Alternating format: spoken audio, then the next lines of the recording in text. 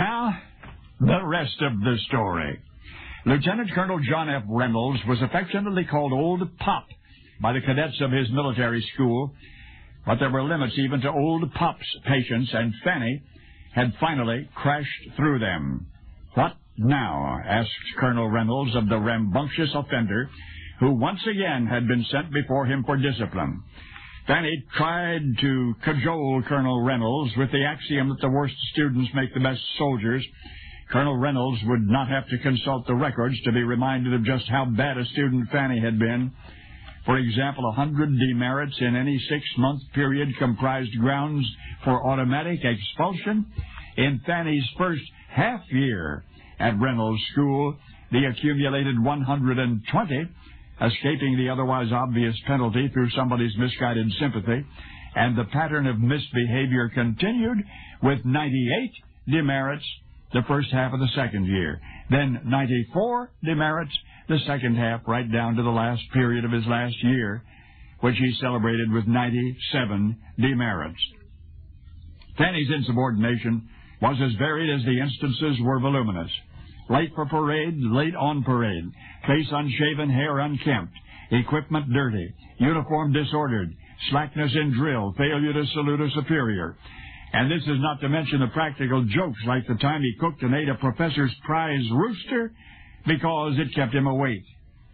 But now Fanny had graduated, at the very bottom of the class to be sure, 34th out of 34 students. And still, he had crammed and had passed his final exams just barely, and he was ready to leave school. But then 5 days past graduation and still on duty as officer of the guard, Fanny once again was arrested for insubordination. Now, here he stood before Old Pop Reynolds, attempting to explain himself, and, as usual, not doing a very good job. But if Fanny's frolicsome nature had ever amused his superiors, it did so no longer. This time, he was court-martialed. This time, he was detained for weeks and very nearly missed the rest of his life. You see, during that interminable time, Fanny contritely considered his unwise choices and pondered the possibility that his heretofore preternatural good luck had finally run out. It had not run out. For in a gesture of unfathomable leniency, the court reprimanded Fanny and simply sent him on his way.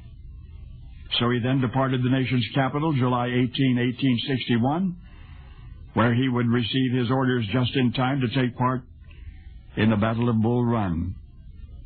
For among the remarkable chapters in the history of the American Uncivil War is one that tells of an uncompromising West Point cadet who rose to the rank of brigadier general by the age of 24.